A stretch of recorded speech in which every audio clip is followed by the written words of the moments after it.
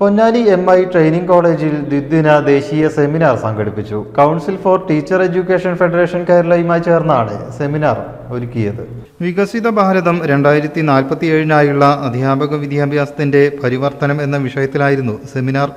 ദേശീയ വിദ്യാഭ്യാസ നയം 2020-ന്റെ പശ്ചാത്തലത്തിൽ ഒരുക്കിയ സെമിനാർ ആബിദ് ഹുസൈൻ തങ്ങൾ MLA ഉദ്ഘാടനം ചെയ്തു. MI training college principal doctor P. Noufal അധ്യക്ഷനായി. സെൻട്രൽ യൂണിവേഴ്സിറ്റി ഓഫ് കേരളയിലെ പ്രൊഫസർ അമൃത് G. കുമാർ മുഖ്യപ്രഭാഷണം നടത്തി. ചടങ്ങിൽ വെച്ച് വിവിധ വിദ്യാഭ്യാസ പദ്ധതികൾക്കായി CTEF-മായി ധാരണാപത്രം ഒപ്പുവെച്ചു. MIA secretary AM Abdussamad, PTA അധ്യക്ഷ ARK പ്രസീന എന്നിവർ ആശംസ നേർന്നു. Doctor P. സിൽവ സ്വാഗതവും AM ഷഹീന നന്ദിയും പറഞ്ഞു. 2 ദിവസങ്ങളിലായി നടന്ന വിവിധ സാങ്കേതിക സെഷനുകളിൽ പ്രമുഖ വിദ്യാഭ്യാസ വിദഗ്ധർ സംസാരിച്ചു.